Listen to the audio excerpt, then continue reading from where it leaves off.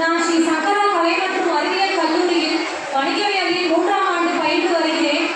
நான் இப்போது நாம் படிக்கும் புத்தகங்களே நம் வாழ்வின் எதிர்காலம் என்ற தலைப்பில் பேச முன்வந்துள்ளேன். இந்த உலகத்தில் நாம் அனைவரும் எதை தேடி சென்றிருக்கிறோம்? வெளிச்சத்தை மட்டுமே தேடி சென்றிருக்கிறோம். அறியாமை என்பதே உலகின் மிகப்பெரிய இருட்டாகும். அத்தகைய இருட்டை போக்க நமக்கு ஒரு வெளிச்சம் தேவை. வெளிச்சம் என்றால் மின்விளக்கில் இருந்து கிடைக்கும் வெளிச்சமோ அல்லது மெழுகுவர்த்தியின் மூலம் கிடைக்கும் வெளிச்சமோ அல்ல. அறியாமை என்னும் இருட்டை போக்க நமக்கு அறிவு என்னும் வெளிச்சம் தான் தேவை. அத்தகைய அறிவை தருவது புத்தகங்கள் மட்டுமே ஆகும். எப்பொருள் யார் யாராய் கேட்பினும் அப்பொருள் மெய்ப்பொருள் காண்பதறிவு என்று வள்ளுவர் கூறியுள்ளார். அத்தகைய அறிவை பெறுவதற்கும் சிந்தனைகளை தூண்டுவதற்கும் புத்தகங்கள் மட்டுமே எப்போதும் துணை நிற்கும். புத்தகமில்லா வீடு ஜன்னல் இல்லாத அறை போன்றது. எவ்வாறு ஜன்னல் இல்லாத அறையில் காற்று கூட நுழைய முடியாதோ அவ்வாறு புத்தகமில்லா வசிக்கும் மனிதனின் வீட்டில் அறிவு என்பது நுழையவே முடியாது. எந்த வீட்டில் புத்தகம் இருக்கிறதோ அந்த வீட்டில் தான் ஆன்மாவும் வசிக்கிறது என்கிறார் சிந்தனையாளர் பிளேட்டோ. நம் முன்னோர்கள் கூறுவார்கள், வீட்டை கட்டிப்பார் கல்யாணம் பண்ணிப்பார் என்று. ஆனால் உண்மையில் ஒரு புத்தகத்தை நீ எழுதி படித்துப்பார், இந்த உலகமே உனக்கு புரிந்துவிடும்.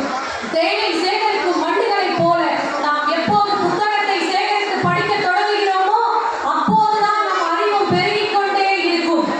தொட்டனை தூரும் மணக்கேணி மாந்தட்டம் கற்றனை தூரும் அறிவியல் என்று வள்ளுவர் கூறியுள்ளார். எவ்வாறு மனதை தோண்ட தோண்ட நீர் சிறந்து கொண்டே இருக்கிறதோ அவ்வாறு நாமும் புத்தகத்தை படிக்க படிக்க நம் வாழ்வு உயர்ந்து கொண்டே தான் இருக்கும். ஒரு சிறிய கதை. ஒருவன் தன் வீட்டில் கேழ்வரகு செடியை விதைக்கிறான். அவன் விதைத்த ஓரிரு நாட்களில் அந்த விதை முளைத்து செடியாக வளர்கிறது. ஆனால் அவன் மூக்கில் விதையை தூவுகிறான்.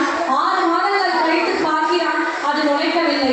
ஆனால் 6 வருடங்களுக்கு பிறகுதான் அந்த மூங்கில் விதை முளைத்துக் கொண்டு செடியாக வளரத் தொடங்குகிறது. அவனே அதை விதைத்ததை மறந்து விடுகிறான்.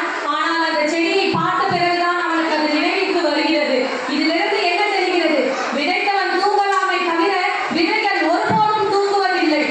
அதே போல்தான் ஒரு நல்ல புத்தகமும். அறிஞர் அண்ணா அவர்கள் ஒரு முறை பம்பாய்க்கு சென்றிருந்தார். அங்கு அவர் நண்பர் அவரை பார்த்து, ஐயா, நீங்கள் ஏன் காரில் வந்தீர்கள்? ஏரோப்ளைன்ல வந்திருந்தா சீக்கிரமா வந்திருக்கலாமே அப்படின்னு கேட்டார். அதுக்கு அறிஞர் அண்ணா அவர்கள் கூறினார், நான் 10 புத்தகங்கள் படிக்க வேண்டி இருந்தது, அதனால்தான் காரில் வந்தேன் என்று கூறினார். அவர் அவ்வாறெல்லாம் புத்தகத்திற்கு மதிப்பு கொடுத்ததால் தான் அன்று பேரறிஞராகவே திகழ்ந்தார். என்றென்றும் பேரறிஞராகவே திகழ்கிறார். அப்போது மட்டுமல்ல, இப்போது எலான் மாஸ்க் எவ்வளவு கோடிக்கான அதிபதி என்று நாம் அனைவரும் அறிவோம். அவரும் தன் வெற்றிக்கும் கண்டுபிடிப்புக்குமான காரணத்தை புத்தகமே என்று குறிப்பிடுகிறார். உன்னையும் உன் வாழ்வையும் செம்மையாக்கவும், உள்ளத்தை உணரவும், காட்டு மிராண்டியை மனிதனாக்கவும், கோபம் தணிக்கவும், கொள்கை உணரவும், படிக்க படிக்க உயரவும், படிக்கல்லால் இருந்து உயர்த்தவும், வாழ்க்கைக்கு அழகாகவும் வாழ்க்கைக்கு வெளிச்சமாகவும் அமைக்கப்பட்ட கலங்கரை தான் புத்தகம் என்று தெரிவித்துக் கொள்கிறேன். என்னை நீ தலைமுடிந்து பார்த்தால் உன்னை நான் தலைநிமிர்ந்து நடக்கச் செய்வேன் என்று புத்தகம் குறிப்பிடுகிறது. இதில் ஒன்றும் ஆச்சரியம் இல்லை.